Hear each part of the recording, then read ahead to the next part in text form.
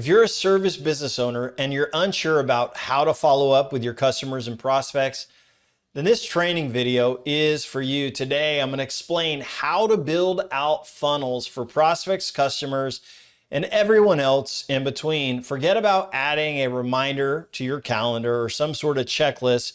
What you need is a system, a way to set it and forget it and ensure that everyone is being followed up with.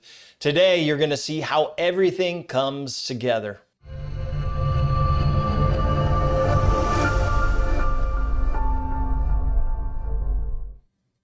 Welcome back, everyone. My name is Matt Law, and I've been growing service businesses since 2001.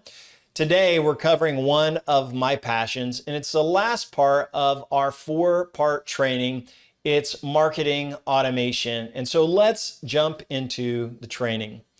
So what is marketing automation? Marketing automation is a system. It's not dependent on humans. It's created as a system that will run automatically, that communicates with prospects and customers automatically, not manually.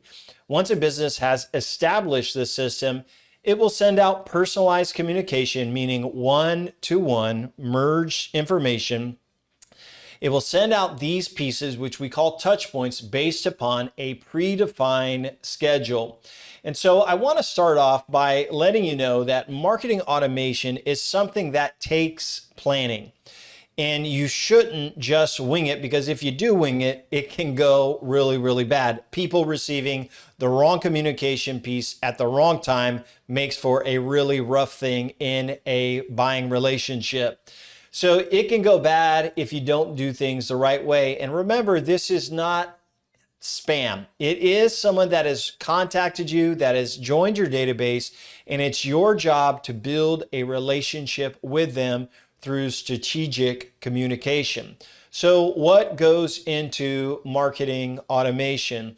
Well, marketing automation can include email, text messages, phone calls, voicemail drops, letters, postcards, and various other touch points. And by the way, there's a lot of technologies out there. There's a lot of new companies popping up. And some of these companies will send out gift cards, they'll send out gift baskets, they'll write handwritten notes, and there's all of these technologies that are out there. With Zapier and Make.com, you can connect just about anything to your marketing automation campaigns. We even have a client that once a project closes out, they send them over a cup printed with their name on it, does a packing list, and all of that is done through marketing automation, even has their logo on it and everything, and it's part of their way of asking for a review. Now, this isn't spam. This has to be done intentionally when you communicate, and it has to be done with a specific purpose in mind. And remember what your mom said, like when you were little, if you don't have anything good to say, keep your mouth shut. We're not just going to send out communication and follow up, follow up, follow up. No, we are going to share our unique selling points and what makes us different. And we're going to time out our communication pieces at the right time so that we can get the highest conversion rate. So the purpose of your communication is to provide valuable and helpful information to your prospects and customers, which will allow our company to increase conversions and lifetime customer value. So we have to know who we are dealing with, who we are talking to, what is the purpose. And so usually when I'm working with service businesses, we're talking about, hey, who are the people we're communicating with? Is it leads? Is it people that have requested our free report or free ebook? Is it quote requests? Is it people who call to get a quote by phone? Is it someone we've sent out an estimate to? Is it our customers? And there's a few different segments that we're going to talk about today as we go through things. For marketing automation to be effective, though, it requires careful planning and segmentation. And this is important. This is the who, what, when, and how of marketing automation. So if you think you're just going to throw this together, you're missing the big picture altogether. So first up, who? Who is receiving the automation?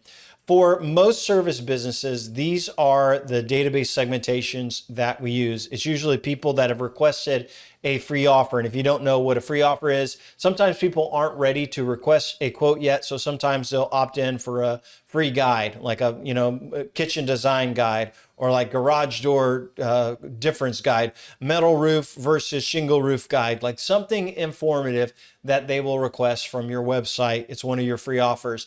Either way, when people request a free offer, they are still a prospect. They are not treated the same as someone who has requested a quote. But you could have some free offer prospects if you offer free offers. Quote prospects are people that are requesting an estimate or a quote. If someone has an estimate sent, you may want to treat them differently and give them some different automation. And I'll share more about that. Customers, these are people that have bought from you, and then you may also segment everyone on the database. So first thing we need to know is, who are we sending out this marketing to? So it's important to know who they are so we can say what they need to hear. Next up is what? What are they receiving? What is the purpose of the automation being used? So for example, they could be getting an email. They could be getting a text message. They could be getting a voicemail that's left on their phone. Maybe you schedule a call from a staff. It could be a postcard or some sort of direct mail piece. So first of all, it's what they're getting in regards to the technology that we are triggering through automation. But also we have to know what we are saying. For example, email 1 may be USP 1, talking about how we're licensed and insured. Email 2 may be our second USP that talks about how we have over 265 amazing 5-star reviews. Email number 3 or direct mail number 3 may be our third unique selling point that talks about something else that's unique about our business. So what are they receiving and what are we saying? So we got who are we communicating with? What are we saying and what are they receiving? Who, what, and next up is the when. When are they receiving that specific piece? When are they receiving that email, text message, voicemail drop, or whatever? And here's what you need to know. You're not doing this every day. You have to think about what your buying cycle is like. So if you send out an estimate, how long does it usually take for that estimate to convert? And what you usually want to do is cut that in half. So if on average, let's say it takes about 20 days for people to convert, you want to get most of those unique selling point pieces in the first 10 days. You may have 1 or 2 that goes on before and after that normal buying period, but that's when you really want to communicate how you are different. So it's who is getting the piece. What are they getting? Is it an email, text, direct mail? What's going on with that? And what are we saying in those? And then lastly, when are they going to get it? The next thing, which is last, is you have to know the how and explain how are they moved from one segment or list or database to another. Is it after they purchase, after they accept the estimate, after a set period of time, or after leaving a 5-star review on Google? So in automation, this is called triggers. Triggers are what start, and actions are what cause the automation to stop. And let me just kind of give you a quick example. So let's say this is a lead, and maybe your buying cycle takes 60 days or something like that. You got a lead out there, and day 1, they get this instant automatic email thanking them, sharing your USPs. Maybe on day 7, you trigger a postcard. And you get the postcard out right away. At the same time, the email goes out or pretty close, so that the postcard arrives almost at the same time as the email. And it's like, hey, we just are checking in with you. Can we get you on the schedule? Day number 14, a scheduled call. Maybe someone in your office calls them and says, hey, we'd love for you to, whatever, email, letter. And so you see this funnel automation that is planned out on each day. And so you know when. All right, we know who it's going to, and then the what would be the email, postcard, all of that, but it would also include your unique selling points or what you're going to say as part of that message. So I want to give you a couple tips, and I think these will be helpful. All automation should feel personal and be delivered by merging the contact's personal information. And so usually what happens in marketing automation is it's planned out like step 1, 2, 3, 4, and it's timed out. You even have specific rules like only send this on Monday mornings at, say, or Monday through Friday at 9 o'clock. And so you could send it out during that day and you could say, good morning, in the email. Good morning, Mail Merge John. I hope you're having a great day. You know that email piece only goes out in the morning. It's personalized with their information and it's customized. And it's part of that journey of marketing automation. So you want the pieces to feel very personalized. You want to merge in their information. You don't want to say, dear friend, hey, you, whatever. You want it to be merged in with all the information that you have on that prospect or customer. Secondly, opting out of communication should be extremely easy for any customer or prospect. So if you're texting and they reply stop, it's got to stop. If they click unsubscribe, you got to make it very easy for people to get in or out. So here's the thing you think of, you're like, hey, I'm going to keep these people on my list. I'm going to keep them from unsubscribing by hiding the opt out or something like that. What's going to end up happening is your IP address that you're sending email on in your domain is actually going to get a score against it and be marked as spam enough times. Then it's actually going to go into the spam box and be hard for you to deliver. So you want to make it easy for people to opt out. Lastly, is that automation should provide a ton of value and have a clear call to action. So what I mean by this is like, you have to provide value. So if you don't have something nice to say, like mom said, you got to keep your mouth shut. So if you don't have a reason for communicating to them, you shouldn't be communicating. It's funny, as I recently joined a database and I opted in for their text. I get a text message from them almost every single day, and it says the exact same thing. And so in their mind, it's repetitive, but it's the same value, it's the same discount. It's just buy. Instead of saying, hey, check out this case study. Here's how we're different. There's so much more that they could be doing instead of just saying buy every single day. All automation should have a clear call to action, which is, of course, to buy, but it also has to have value in there. So let's look at a couple of automation tools, how you can build all this together. A lot of times service companies have like a marketing segment built into their CRMs, maybe an add-on, but it will allow you to set up sequences. And this is important for you to understand. It's step 1, step 2, delay, step 3, delay, step 4. It's this process that goes through that. If you want to connect with companies that do like direct mail, like click to mail or postcards or anything like that, you're going to need to use Zapier or make.com. So your CRM can basically start this process, and then it can send webhooks out as it goes so that you can do other things. One company that's really pretty simple to use is MailChimp. The reason I like MailChimp, and I'll just talk to you a little bit about MailChimp, is because they won't always go to the inbox. They go to the sponsored inbox. And you're like, well, Matt, don't we want to get into the inbox? You do, but not on every email, because if you were sending follow-up and things like that to customers and you're inboxing them with promotional emails, they're going to get upset. So you want to find the balance of that. Whenever we send out mail, we want to make sure 100% it is inbox. We send it through Google Business or Microsoft Office, which you'll see on our list down here. So if you look down at the bottom, there's TextMagic, Google Business, and Microsoft Office. Well, what we do is we go into the CRM and we will send a one-to-one personal message through the company's Google Business account. What it is basically an API call that logs into their Google Business account. It creates an email and it sends it just like it was a personal one-to-one message. It's great for sending estimates. It's great for sending out, USP welcome emails and things like that. And guess what? It is 100% inbox. It always goes to the customer's inbox. It never goes to spam. We also use this company called TextMagic, where we can log in to their TextMagic account and send them over a message, which is really cool. So imagine getting a text, hey, here's a text with a link to your estimate. Oh, hey, thank you so much for working with us. Here's a text to leave us a review online. So it's really powerful how all of this comes together. So recapping what I've kind of gone through a little bit, in marketing automation, you're going to plan it out. You're going to know what you're going to say. You're going to plan it out for prospects. Most likely, you're going to plan it out for estimates. When you send out an estimate for your customers, maybe you got to upsell or cross sell. And then most of our clients send out either bi-monthly or quarterly updates to everyone in their database, both prospects and customers, and they're sharing everything.